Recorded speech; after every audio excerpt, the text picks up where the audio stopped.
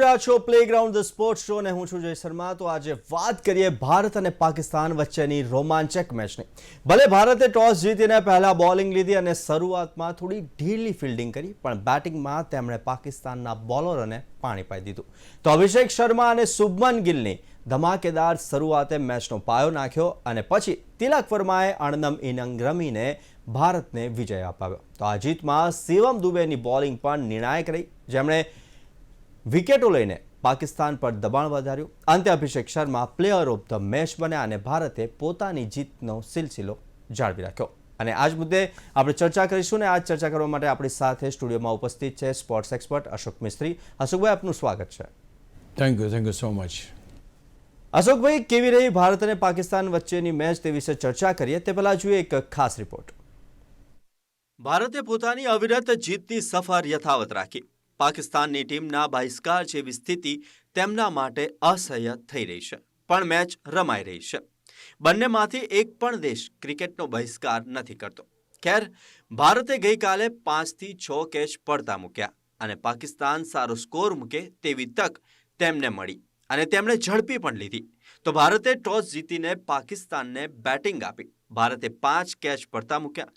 તદ્દન નબળી ફિલ્ડિંગનું પ્રદર્શન કરતા પાકિસ્તાને 5 વિકેટે 171 રન બનાવ્યા, જેના જવાબમાં અભિષેક શર્મા અને શુભમન ગિલે જોરદાર પ્રદર્શન કર્યું અને જોરદાર પ્રદર્શન કરતા પાકિસ્તાનના બોલરોને થોડા દિવસે તારા બતાવી દીધા અને માત્ર 9.5 ઓવરમાં 105 રન જોડી નાખ્યા।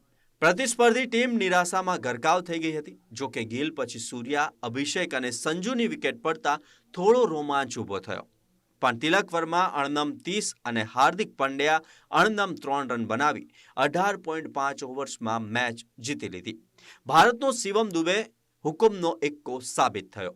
11મી ઓવરમાં તેણે સલીમ કયુમને અને ત્યારબાદ 15મી ઓવરમાં જોરદાર રમી રહેલ ફરહાનને આઉટ કરતા પાકિસ્તાનના રન રેટ પર કાબુ આવી ગયો હતો। અભિષેક શર્માને પ્લેયર ઓફ ધ મેચ જાહેર કરાયો હતો। તો ભારત અને પાકિસ્તાનની રોમાંચક મેચ। અશોકભાઈ, આપણે ચર્ચાની શરૂઆત કરીએ તો સૌથી પહેલા કેવી રહી ભારત અને પાકિસ્તાન વચ્ચેની આ હાઈ વોલ્ટેજ સુપર 4ની ભારતની પ્રથમ મેચ અને કેવો રહ્યો રોમાંચ? એક તો પહેલાં ભારત અને પાકિસ્તાનો એટલે એની એક સનસની અલગ હોય છે। બીજું કે તાજેતરની ઘટનાઓથી જે પ્રકારની પરિસ્થિતિ સર્જાઈ છે અને જે રીતે દુશ્મનાવટ ઓર બી વધારે એનો તીવ્ર થઈ છે, ત્યારે આ મેચનું મહત્ત્વ તો ખેર હતું જ, કારણ કે સુપર 4ની આ પહેલી મેચ હતી એટલે ભારતે સુપર 4ની અંદર, કારણ કે 3 મેચો રમવાની છે, 3માંથી મોટાભાગની મેચો 2 મેચો આપણે જીતવી પડે, પણ એવી કોઈ આપણા માટે એ નથી, એટલે પહેલી જે મેચ હતી એ ભારતે જીતીને બતાવી દીધી। હવે 2 મેચો આપણે શ્રીલંકાને બાંગ્લાદેશ સામે રમવાની છે। તો પહેલી વસ્તુ એ કે આ મેચ રોમાંચક રહી। રોમાંચક એટલા માટે નહીં કે બંને ખેલાડીઓ ઝઘડ્યા અને એના માટે બી નહીં કે કોઈએ સેલિબ્રેશન બંદૂક બતાવીને કર્યું, પણ ખાસ એના માટે કે પાકિસ્તાન આ વખતે આટલો સ્કોર કરવામાં સફળ થયું। ભારતના બોલર્સની સામે 171 રનનો સ્કોર બનાવવામાં પાકિસ્તાન સફળ થયું અને એના કારણે મેચ વધારે રોમાંચક બની, કારણ કે 120-25ની આસપાસનો સ્કોર હોય તો કોઈ બહુ ખાસ રોમાંચ જેવું હોય નહીં અને એ વન સાઇડેડ મેચ તરીકે ગણાઈ જાય, પણ જ્યારે તમારી પાસે એક સારું ટોટલ હોય તે વખતે તમારી જે શરૂઆત પણ મજબૂત હોવી જોઈએ અને એને જીતવા સુધી તમારે લઈ જવી પડે ટીમને, એ પણ મહત્ત્વનું છે। પાકિસ્તાનના છેલ્લા 2 બેટર્સે સિક્સર મારી, ભારતના પહેલા બેટર્સે સિક્સર મારી, એટલે પહેલા બોલે સિક્સર મારી અને છેલ્લા બોલે સિક્સર, મીન્સ કે આ એ રીતે જોવા જાવ તો પણ આ મેચમાં રોમાંચ વધારે છે। બીજું કે પાકિસ્તાને બેટિંગ સારી કરી, ભારતે સારી કરી। ભારતની નબળી ફિલ્ડિંગ એટલે કે 5 કેચ ભારતે છોડ્યા અને એ 5 કેચ છોડ્યા એનો લાભ પૂરેપૂરો એ પાકિસ્તાન ટીમને મળે, સ્વાભાવિક છે, અને એના કારણે સ્કોર સારો થયો, મેચ જોવાની મજા આવી। પછી ભારતની પાછી વિકેટો પડી એટલે ઓર થોડો રોમાંચ થયો કે કંઈ પાછું અપસેટ તો નહીં થઈ જાય, પણ ક્યાંક એવું કશું બન્યું નહીં અને બહુ આરામથી મેચને ભારત જીતી ગયું। ક્યાંક ફરી એકવાર સાબિત થઈ ગયું કે પાકિસ્તાનનો જે અત્યારનો ટેમ્પરામેન્ટ છે, કોઈ પણ ટીમને આજે સપોર્ટની જરૂર હોય છે। પબ્લિક સપોર્ટ છે કે ઓવરઓલ જે સિચ્યુએશન હોય એમાં સપોર્ટ. અત્યારે પાકિસ્તાન તમામ મોરચે બહુ ખરાબ પરિસ્થિતિનો સામનો કરી રહ્યો છે. નથી એમને પબ્લિક સપોર્ટ મળતો, કે નથી એમને કોઈ મેનેજમેન્ટનો સપોર્ટ મળતો, કે નથી કોઈ જગ્યાએ ભારતના ખેલાડીઓ કોઈ હાથ નથી મિલાવતા. એટલે એ રીતે તો અત્યારે આ પરિસ્થિતિની અંદર પણ હું માનું છું કે પાકિસ્તાને સારી બેટિંગ કરી, એક મેચ સારી થઈ. ભલે એન્ડમાં તો એમને હારવાનું હતું જ, અને એ પ્રમાણે ભારત જીતી પણ ગયું. પણ ઓવરઓલ તમે જુઓ છો મેચની દ્રષ્ટિએ, સ્કોરની દ્રષ્ટિએ તો એક સારી મેચ કહી શકાય. અને સુપર 4ના મુકાબલા તમે જુઓ, સુપર 4નો પહેલો મુકાબલો બાંગ્લાદેશે જીતી લીધો, શ્રીલંકાને હરાવી દીધું. એટલે એ બહુ મહત્ત્વની વાત છે કે સુપર 4ના એટલા બધા ટેન્શનવાળા મેચીસ હોય છે, અને એવી એક ટેન્શનવાળી મેચ ગઈકાલે ભારત જીત્યું. એટલે પાકિસ્તાને આપણે પરાસ્ત કર્યું છે. એટલે આપણે અત્યારે વી કેન ડિસ્કસ કે હા મેં આમ કર્યું છે, પણ એકચ્યુઅલી જોવા જાવ તો આ મેચનો જે રોમાંચ છે એ સુપર 4 એટલે એક્ઝિસ્ટન્સ. તમારે અહીંયા એવું છે કે તમે 3 જણ જોડે રમશો અને સૌથી વધારે જે પોઈન્ટ્સ જેના હશે એ આગળ જશે, એટલે કે ફાઇનલ રમશે. તો ઇટ્સ વેરી ઇમ્પોર્ટન્ટ કે કઈ રીતના મેચને જીતવી. But we did it very વેલ.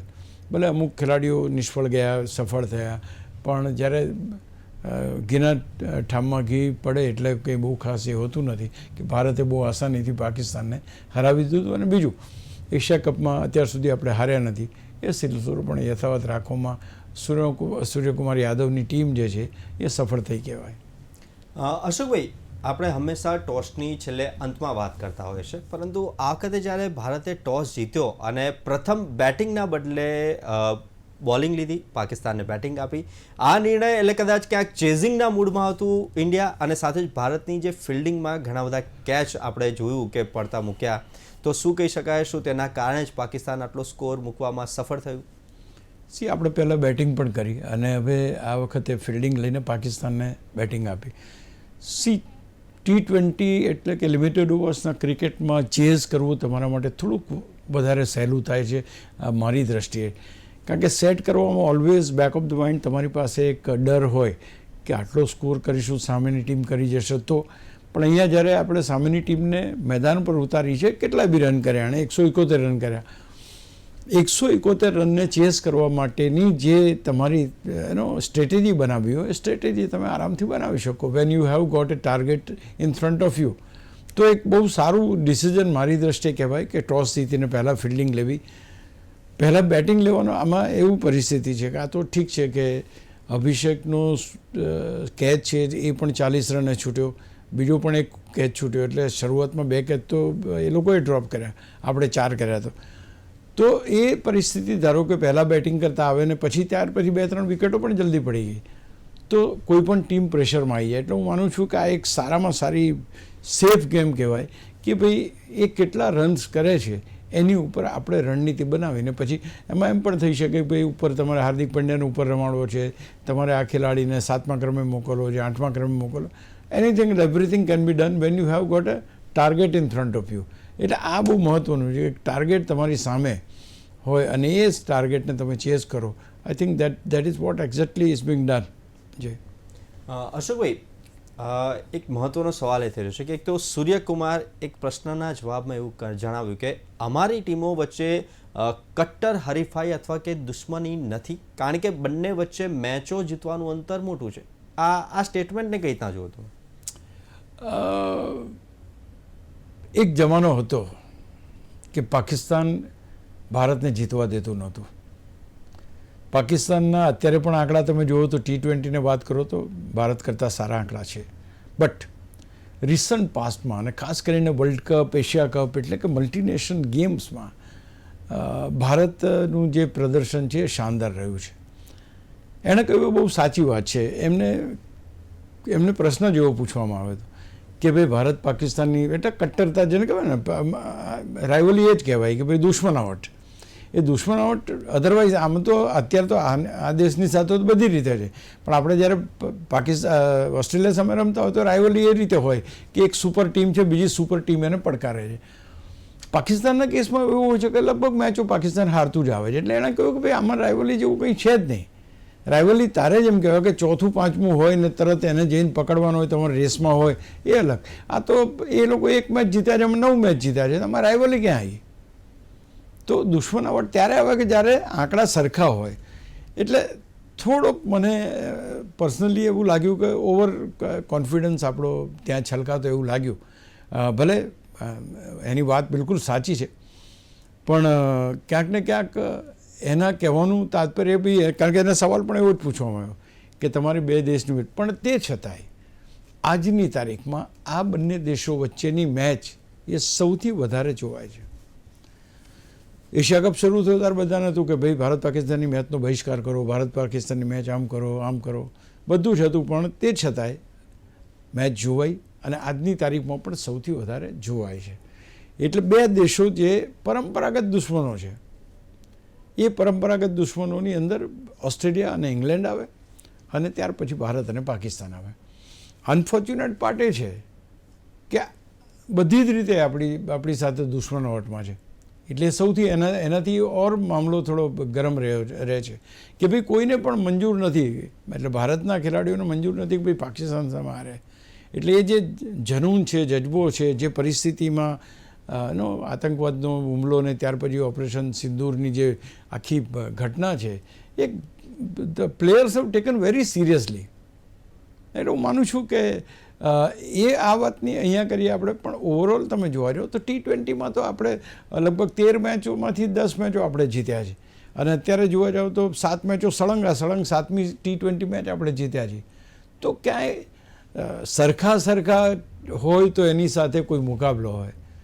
હવે ભારત ઓમાન સામે રમતું હોય એ પરિસ્થિતિ હવે પાકિસ્તાનની સર્જાવા લાગી છે, કારણ કે તમને કોઈ પ્રતિકાર દેખાતો નથી. એક જમાનામાં ખૂંખાર ટીમ હતી સાહેબ. ઇમરાન ખાન છે, વાસીમ અકરમ છે, જાહિર અબ્બાસ છે, બધા ખતરનાક ખેલાડીઓ હતા. અને તે વખતે આપણે 1983માં વી ડિફીટેડ વેસ્ટ ઇન્ડિઝ, કે જ્યારે દે વેર ઓન ધ ટોપ.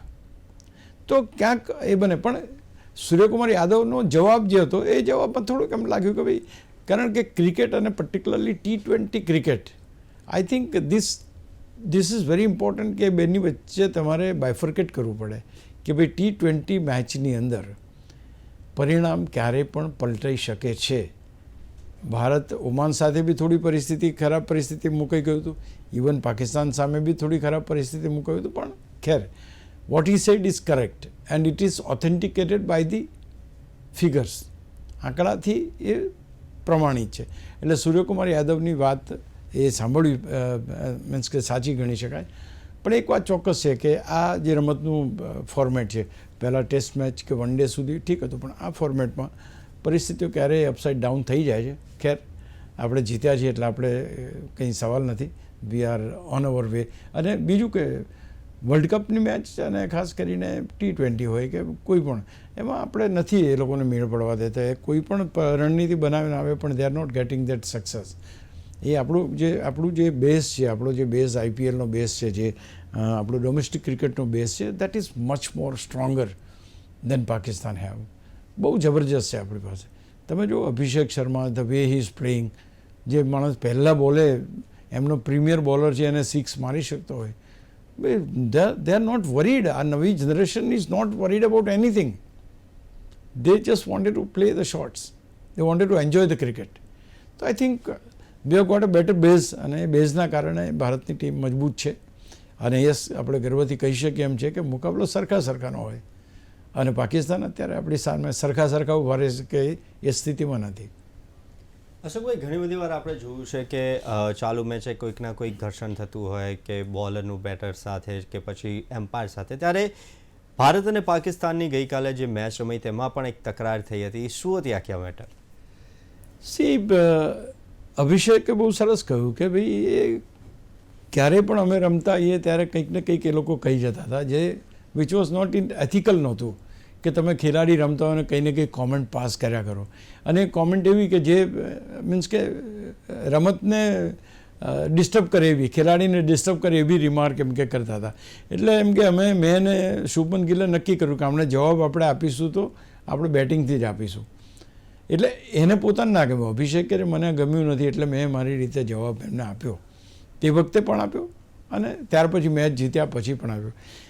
ભારત અને પાકિસ્તાનના ખેલાડીઓ વચ્ચેની દુશ્મનાવટ તો કિરણ મોરે, જાવેદ મિયાદાદ, એવા તો કેટલા બધા કિસ્સા છે કે જેમાં બે ટીમો બાખડી હોય અને પણ અત્યારની પરિસ્થિતિમાં એ ટીમ જે બાખડે છે અથવા તો એના જે પહેલાં શું હતું કે ભાઈ આ ધારો કે ઓસ્ટ્રેલિયા અને ભારતના ખેલાડીઓ રમતા અને કંઈ બોલાચાલી થાય તો એ બોલાચાલી મેદાન ઉપર બનતી ઘટના પૂરતી મર્યાદિત હોય. આ સીધી એની સાથે દેશ કનેક્ટ થઈ જાય કે પાકિસ્તાનના ખેલાડી આમ કર્યું કે ભારતના ખેલાડી આમ કર્યું. સો દેટ સમથિંગ વેરી આ પર્ટિક્યુલર મેચ અથવા તો પાકિસ્તાન સામે રમવાનું ક્રિકેટ જે રીતે આપણે રમી રહ્યા છીએ, મીન્સ કે બહિષ્કાર સાથે ક્રિકેટ પણ, તો એ ક્યાંક ને ક્યાંક આ પરિસ્થિતિનો ઉત્પન્ન કરે છે. બાકી નોર્મલ કેસમાં તો ચલો ઘણીવાર એવું બન્યું ગાળો પણ બોલ્યા હોય. આફ્રિદી, ગાંગુલી બધા ઘણા એવા ખેલાડીઓ છે કે ગૌતમ ગંભીર ગાળાગાળી બી થઈ છે. તો પણ ક્યાંક ને ક્યાંક અત્યારના તબક્કે જે કંઈ થાય છે એ આ દેશ આવું કરે છે, આ દેશ આમ કરે છે, એ રીતના થાય. એટલા માટે એની ગ્રેવિટી વધી જાય છે. એટલે આ પ્રકારનું બહુ સારું કર્યું કહેવાય કે અભિષેક હેઝ કેપ્ટ હિઝ કૂલ. બહુ જ સારી રીતે પોતાના માનસિક એનો કૂલ રાખ્યું મગજને, અને એને જે કરવાનું હતું એટલે ચોગ્ગા છગ્ગા ફટકારવાના હતા, જવાબ આપવાનો હતો, એ જવાબ એણે આપ્યો. So it's a good this thing કે એવું. અને અમુક વખત એવું હોય છે, તમે વિરાટ કોહલીના કેસમાં એવું હતું, ઓસ્ટ્રેલિયાના ખેલાડીઓ એમ કે ભાઈ વિરાટ કોહલીને તમે છંછેડશો નહીં. એટલે એને જો કંઈ કહ્યું, તમે આડું બોલ્યા કે આને કંઈ નથી, આમ નથી આવડતું ને તેમ નથી, એવું કંઈ જ બોલશો તો કે એ ઓસ્ટ્રેલિયાને જીવવા નહીં દે. અને this was a very clear comment કે ભાઈ એને છંછેડવાનું નહીં. આમ તો આઉટ થઈ જાય, પણ જો ભૂલે ચૂકે આવું થાય તો એ જબરજસ્ત રમે. એટલે કંઈક કહો તમે તો એમાં આ એક ભારત માટે પોઝિટિવ પાસું કહેવાય કે આ બંને ખેલાડીઓ ડિટર્મિન થઈ ગયા કે નહીં આજે તો પાડી જ દેવાના છે આ લોકોને. અશોકભાઈ, ટાર્ગેટની વાત કરીએ, 172 રનનો ટાર્ગેટ હતો. અભિષેક અને શુભમન ગિલે 172નું જે ટાર્ગેટ એકદમ સામાન્ય બનાવી દીધું તેવું લાગ્યું, પણ વચ્ચે ક્યાંક આપણને થોડોક રોમાંચ જોવા મળ્યો. પ્રથમ બોલે 6 મારીને તો અભિષેકે બેટિંગ શરૂ કરી. કેવી હતી આ બંને ખેલાડીઓની પાર્ટનરશિપ અને રમત? સી પર્ટિક્યુલરલી રિસન્ટ પાસ્ટમાં જે ખેલાડીઓ ભારતીય ટીમમાં આવ્યા છે દે આર ટેરિફિક પ્લેયર્સ. યશસ્વી જયસ્વાલ જ્યારે આવ્યો તે વખતે એ વોઝ ટેરિફિક. આઈપીએલમાં ધમાલ કરીને મૂકી હતી એને. આ વખતે અભિષેક જે રીતે રમે છે ધમાલ, the way he is playing. અચ્છા, એની અંદર સૌથી મોટી વાત જે જોવા મળે દેટ ઇઝ ફિયરલેસનેસ. ફિયરલેસ છે એમને. કોઈ એવી એ નથી કે આ મોટો બોલર છે, નાનો બોલર છે, કંઈ પણ નહીં, નથિંગ ડુઈંગ. મારે એના બોલને બહાર ફેંકવાનો છે, ફેંકી દેવાનો, પતી ગઈ વાત.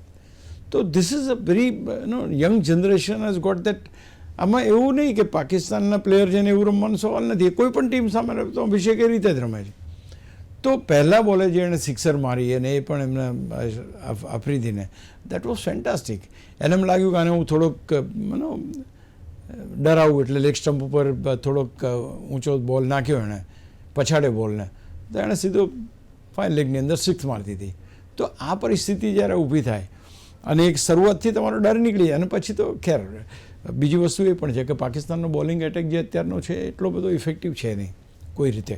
શાહીન આફ્રિદીની સ્પીડ જે 3-4 વર્ષ પહેલાં હતી એની સ્પીડમાં પણ ફેર પડી ગયો, because he was bin operated.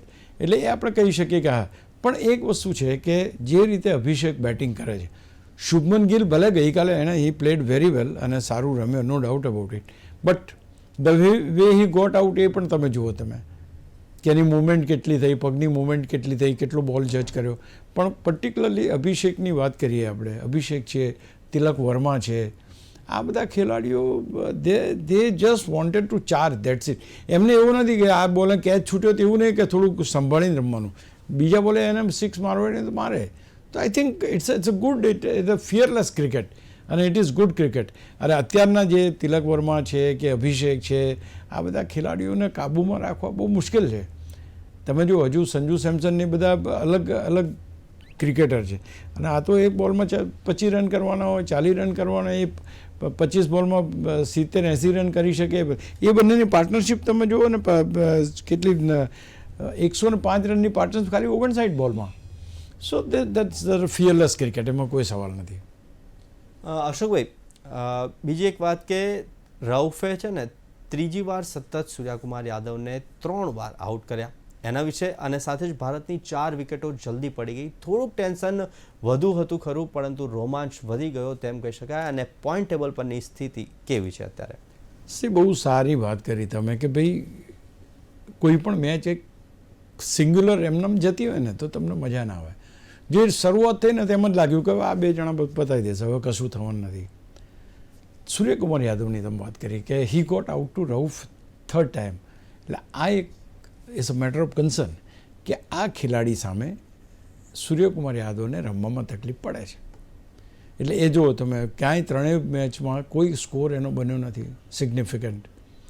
તો એ ક્યાંક ને ક્યાંક ચિંતાનો વિષય ચોક્કસ કહી શકે કે ભાઈ આ એક ખેલાડી ઇયરમાર્ક કેમ થાય છે. મને યાદ છે જોફ્રી બોયકોટ ને કરસન ઘાવરી દર વખતે એ જ આઉટ કરે.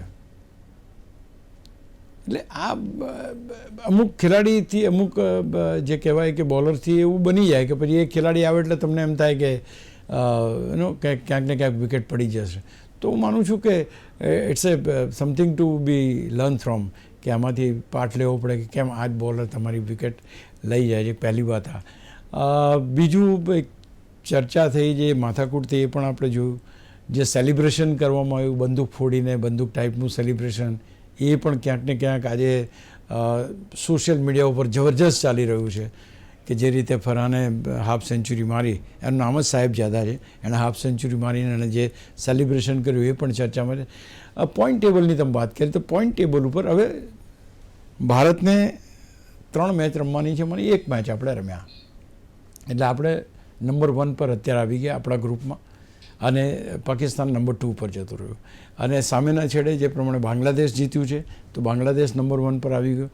હવે ભારતે ખેર પાકિસ્તાન પાસે પણ હજુ તક છે. જો બાકીની મેચો બંને મેચો પાકિસ્તાન જીતે છે તો પાકિસ્તાન ભારત સામે ફાઇનલ રમી શકે છે. શક્યતાઓ છે પણ બની શકે એવી શક્યતા પણ અહીંયા વધારે છે. એટલે એક રોમાંચ છે અને એ રોમાંચની સાથે સાથે આ ગણતરી પણ લાગેલી છે. ભલે એશિયા કપ આમ ભલે રોમાંચક ના હોય પણ હવે જેમ જેમ મેચો લિમિટેડ થતી જાય છે એમ એનો રોમાંચ ચારે બાજુ વધતો જાય છે. તો આથી આજની ચર્ચા ફરી હાર્યું પાકિસ્તાનમાં, અને આ મુદ્દે ચર્ચા કરવા માટે આપ અશોકભાઈ અમારી સાથે જોડાયા તે બદલ ખૂબ ખૂબ આભાર. Thank you so much. તો આવી જ રીતના દરેક સ્પોર્ટ્સ ઇવેન્ટ્સના પ્રિવ્યૂ, રિવ્યૂ, એનાલિસિસ અને ડિસ્કશન માટે જોતા રહો પ્લેગ્રાઉન્ડ ધ સ્પોર્ટ્સ શો. નમસ્કાર.